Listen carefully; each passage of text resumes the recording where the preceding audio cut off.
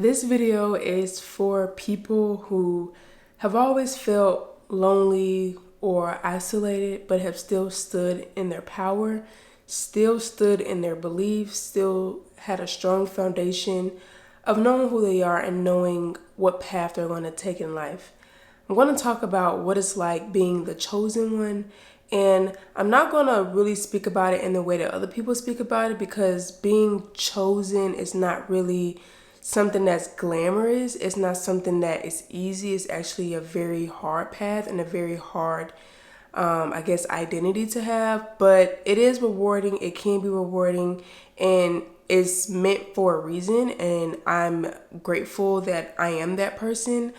But I just want to speak about it and kind of speak about like my life experience and just kind of help people who are in this same position find their power and also just become stronger in their leadership qualities and abilities. So we're going to talk about what it actually costs to be a leader, because I see being chosen as being a leader.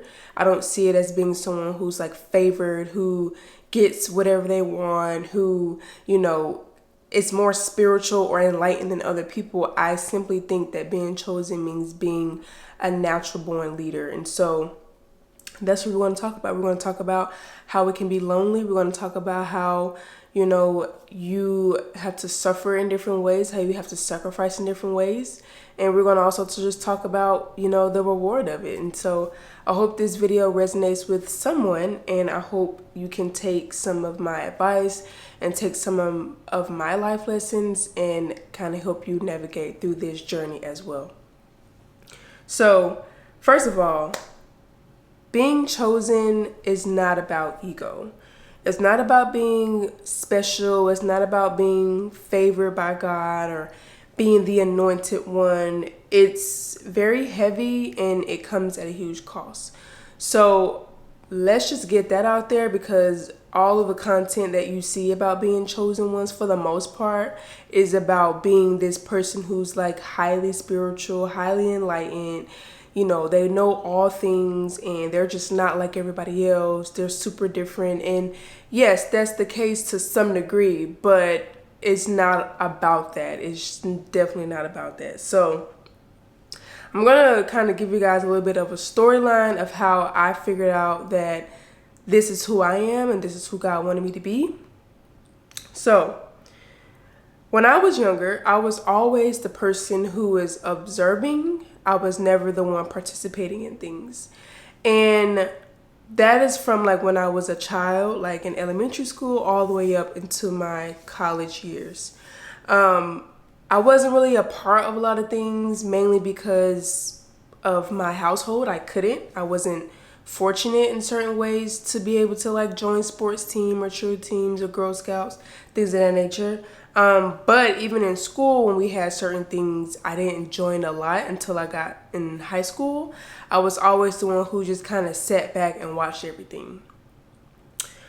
I've always felt older than people that are my age. So like just my maturity, how I see things, how I move, like I just always felt like I'm just older than people.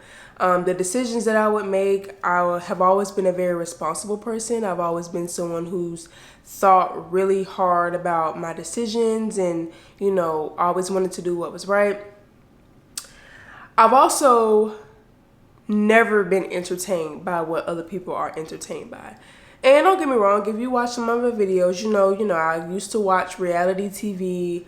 I used to scroll on the Shade Room, things of that nature. I used to be in that life a little bit, and it's just in the sense of just being distracted by celebrity gossip, things of that nature. But I wasn't someone who was easily entertained by like just a whole lot of drama.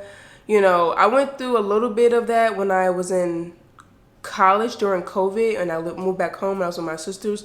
There was always some crazy stuff going on in our hometown, and I do remember like me and my sisters always like talking about everything that was going on. But just like for the most part, I've never really been entertained by the same things that other people were entertained by or even just like interested in. So like the partying and the going to the club, things of that nature, I've never really wanted to do it. Like I did it a little bit once I joined a sorority, but like soon as I left college, I was like so done with that. And I only did it literally for that 1 year. Like, and even when I went, everybody knew that I was leaving early or I wasn't coming to everything. Like, you know, I would pick and choose what I went to, you know, depending on what was going on, what events were going on. But like, I've just never been someone who's cared to do like what everybody else was doing. I was never really a follower when I was in any schooling. I've never been a follower. I've never tried to fit in.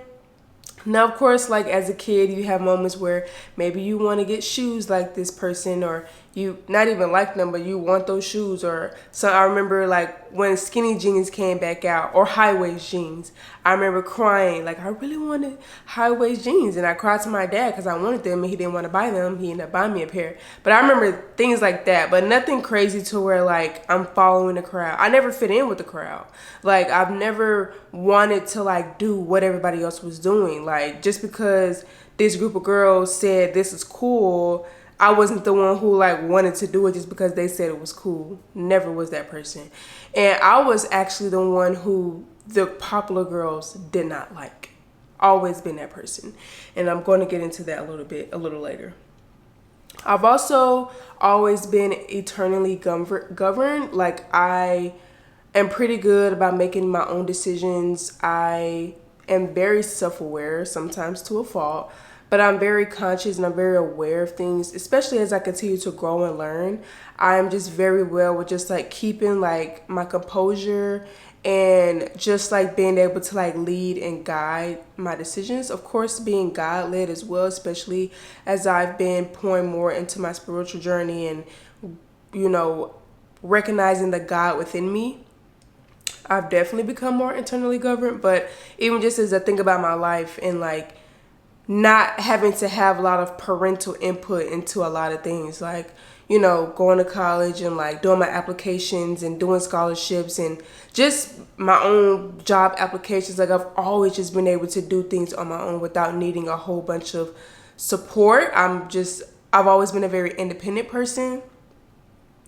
And then lastly, I never had to try to be different. Like when I say all these things, I didn't have to try to be this person. I just naturally was. And as I got older, like from middle school to high school, and I was around my family members, they were starting to recognize it too, how different I am. And even now to this day, like I am so different from my family members, and we're all different in our own ways, of course. But when you look at like the herd mentality and like just seeing how everyone group thinks, I'm not that person that's in the group thinking. I'm the one who's thinking outside the box, who's seeing things more clearly, who is, you know, coming up with ideas, who's more creative, who's more disciplined. And so I never had to try to be that person. So now this is where we get real. This is where I'm gonna give y'all some very explicit examples of what I'm saying. So when I was in middle school, so I moved around a lot as a kid. So when I was in elementary school, I went to the same school. I went to 5th grade, like cool. Then 6th grade, I went to another side of town, and I went to a different, like a whole nother area. Didn't know anybody. That was my 6th grade year. 7th grade, I went to another school on a different side of town. I knew a few people there, but not personally, maybe just from like social media. And I was there for 1 semester. Throughout that semester, I had a friend that I met in class, and we became best friends actually. But she already had a group of best friends, and they were upset that me and her became friends, and I just kind of felt this weird energy. And I remember one day, this is how all the chaos started from like to this day, right? Well, not really to this day, but college days. So this group of girls, right? My best friend, she wasn't my best friend at the time, but we were really good friends. We took every class together. She asked me if I wanted to sit at the table with her and those friends. I told her no. I was like, no, I'm good. I'll sit with so-and-so. I can't remember if I sat with somebody else or if I sat by myself. I just was like, I'm good. So she went back and told them that I didn't want to sit with them. And from that day on, they hated my guts. Like, hated me. And looking back at it, I should have cut that friend off, but I didn't. Me and her became best friends up until the end of high school. But they hated me, like literally. From that point on, they didn't like me.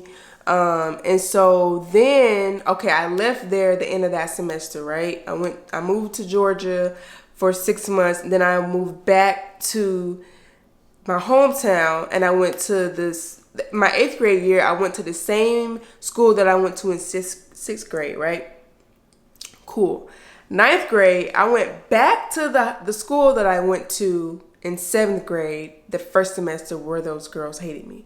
So cool. Went back to that school, and I do remember like in 7th grade, that's when Twitter became a thing. I loved Twitter. And at the time, I had Twitter fingers, as they called it.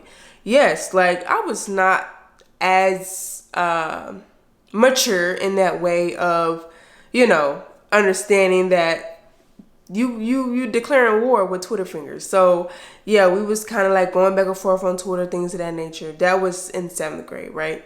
Cool. That added fuel to the fire. So cool, left that in the past, cool. Come back 9th grade. I'm like, cool, like, fresh slate. Nope, they still hated me. 9th grade, first day of class, one of them literally started crying because the teacher assigned us to sit by each other. She didn't want to sit by me. Yeah, it was crazy. And literally, my entire high school experience, I was beefing with this same group of people. It was crazy. It was like 6 of them. And, it was kind of on and off. Sometimes we would be cordial because we took a lot of classes together. But most of the time we was beefing.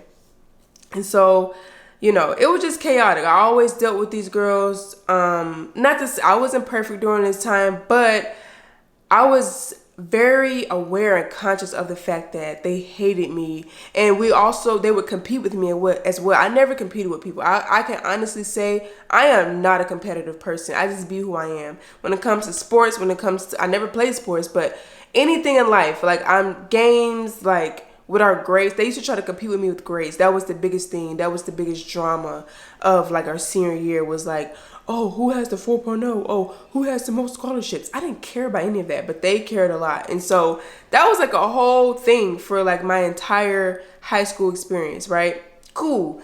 Well, me and 2 of the girls out of the whole group went to the same college. Crazy enough. Went to the same college. Cool. I didn't really see them. We weren't in the same programs. We weren't in the same friend groups. Cool. Didn't really see them like that. Boom. Joined the same sorority. Cool. Joined the sorority. I'm like, look, y'all. Literally, I went up to them. I'm like, we are not bringing high school into this. Like, clean slate. Like, cool. Well, didn't last long. I don't conform to other people's ideas. I don't do it. If I don't agree with it, I'm not doing it. I'm very vocal about my beliefs. I'm very vocal about being the person who wants to do what's right, who wants to be fair, who sees things from a higher level. And they would always try to get the group to conform to their ideas, and I just wasn't having it. And so we were beefing the entire time we were in this sorority, that entire senior year. It was insane. It was so insane. Oh my goodness. Their new friends, all of them hated me as well. It was just chaotic, right? So I just say that to say, never conform to anyone's ideas. And I was never someone who was in big friend groups, never someone who, I had like good friendships. I had my people, but I wasn't someone who was just friends with any and everybody. I was never the one who was friends with the popular group. Never was that person, because I just never had that herd mentality.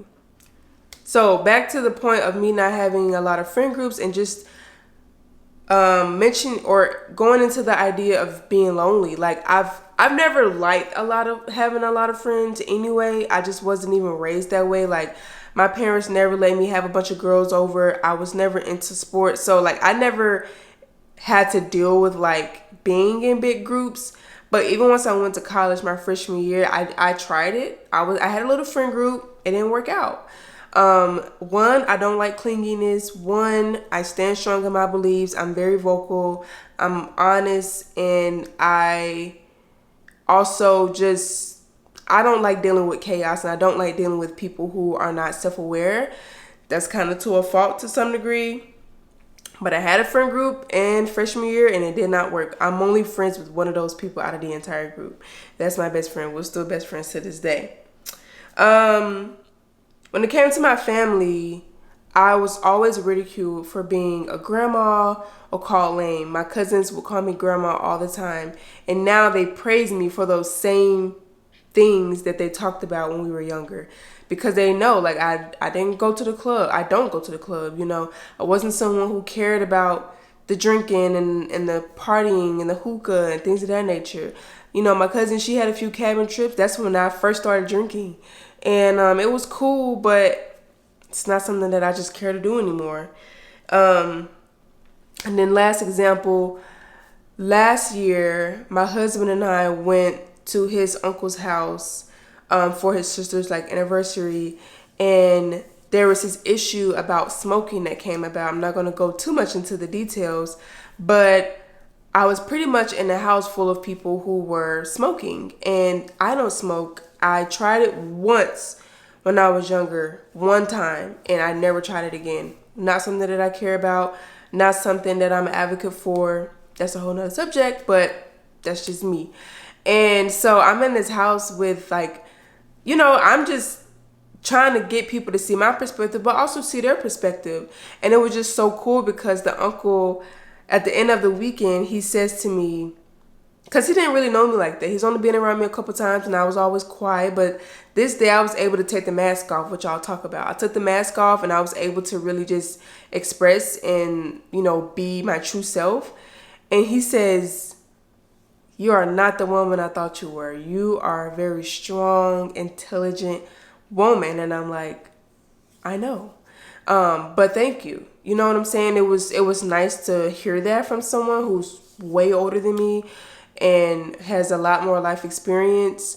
But it was just so crazy because we had some very deep conversations and I was able to really express my thoughts and my opinions and research and things of that nature. And the end of the weekend just concluded that I am that person who's meant to drive people to do what's right.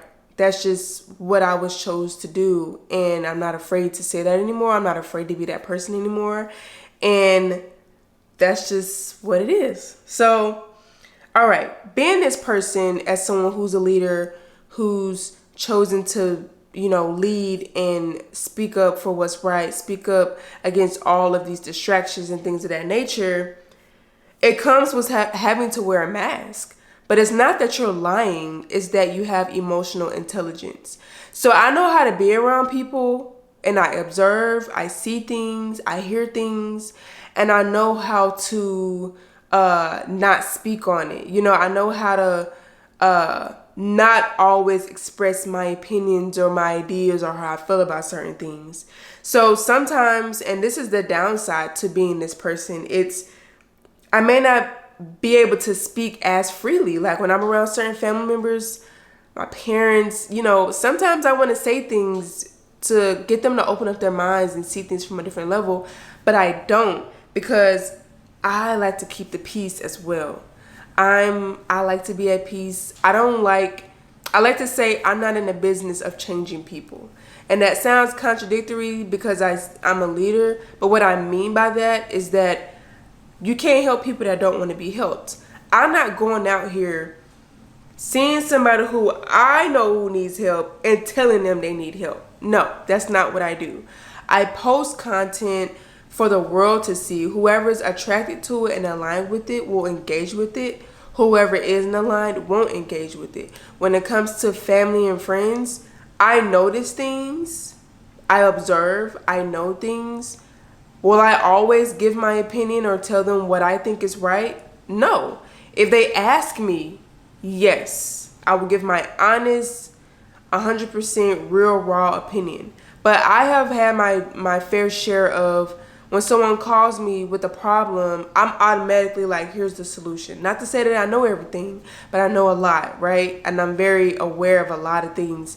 And so I literally like recently had a conversation with my sister that resulted in her being upset with me because she said, I didn't call you for advice, I called you to vent.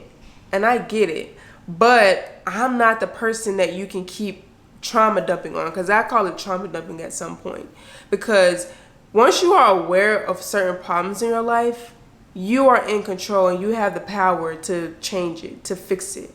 But a lot of people find more comfort and find more solution in just talking about it.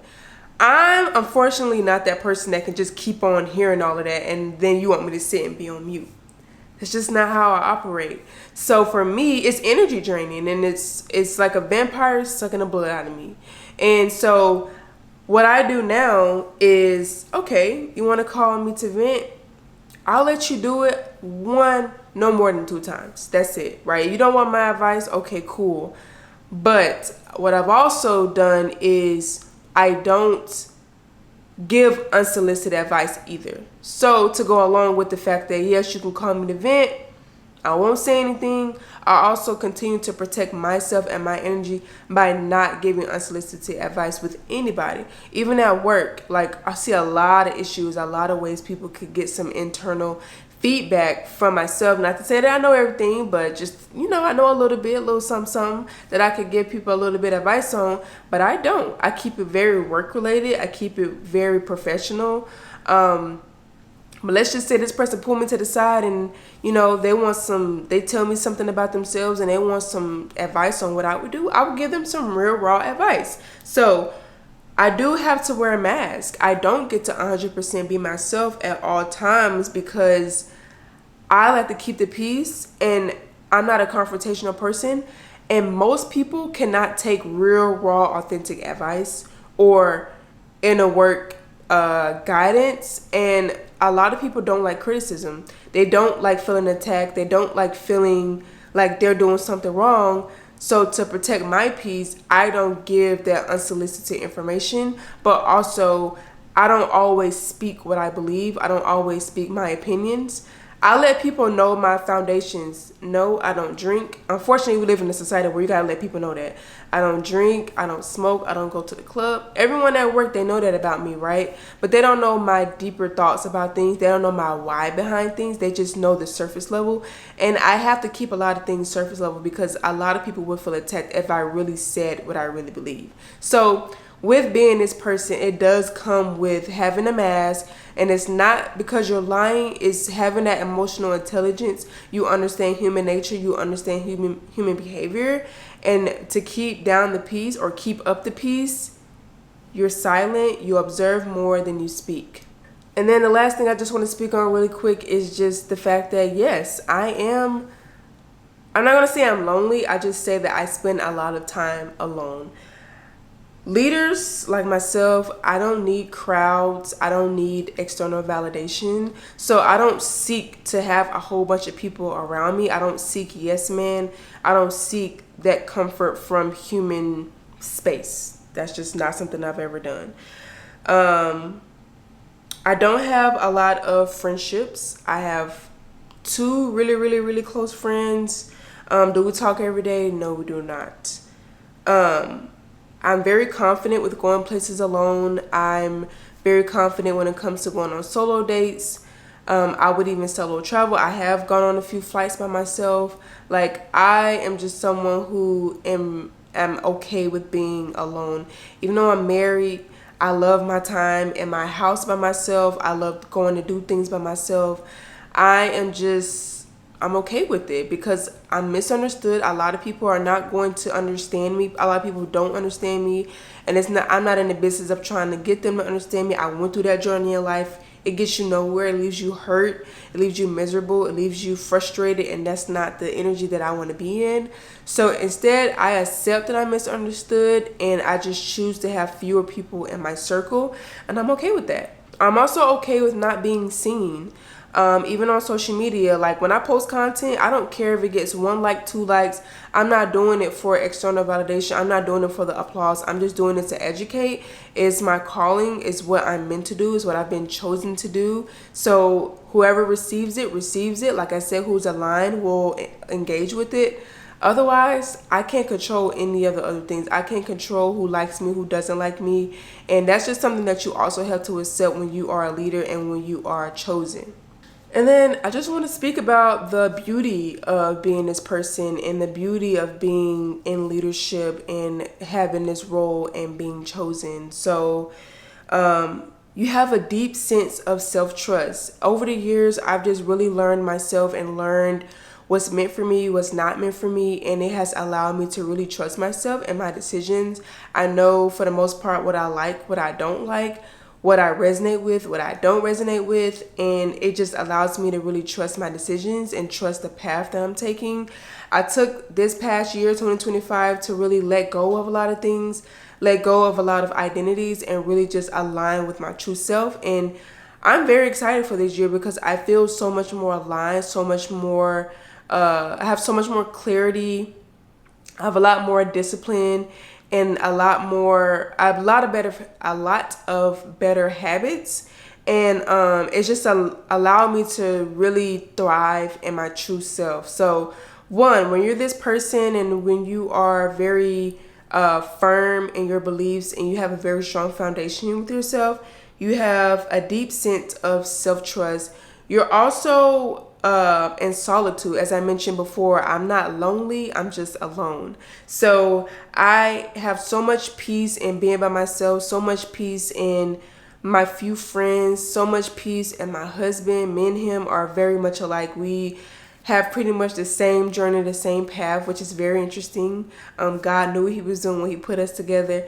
But I have so much peace in being by myself and not needing external triggers, external things to keep me satisfied, to keep me at peace. I am well by myself, alone, and I just love it. I have so much self-love for myself at this point in my life. And as I continue to grow and learn and become more educated and aligned with who I am, I know it will only get better from here. And then to go along with that is I have so much clarity in my identity. So I don't need peer pressure. I've never been someone who's easily peer pressured. Like I said, I don't need to fit in. I don't care about crowds. I don't care about big friend groups. So it just allows me to continue to learn who I am and know who I am. And I don't need the jewelry, the clothes, the shoes, the money, all those things to make me feel whole, to make me feel like, it doesn't make my identity. My identity has nothing to do with what's external. It's all about what's internal and how I see myself and the God within me. So like I said, this is a hard path to take. It's hard being this person because you're misunderstood, because you're sacrificing a lot of things, but it's so rewarding because you know your true self and you're not easily moved by the outside world. And then with that is I have freedom from comparison. I don't compare myself to other people. I don't compare myself to someone else's life. Now I have a bigger understanding of the fact that, yes, we're all different. We all have different paths. God created so many different archetypes. We're all meant to do different things. I'm great at what I do and who I am, but people who aren't like me, maybe people who aren't leaders, more to say, maybe people who are meant to do other roles in life, go down other paths, they're just as great. They're just as amazing. They are just as important and special. And so it's just so much beauty in knowing that and so much freedom in knowing that. So this is my video about being chosen. I hope you guys can take something from it. You align with it, and you can also take some of these things and apply them to your own life. And also you feel more comfortable in your own skin. I will see you guys in my next video.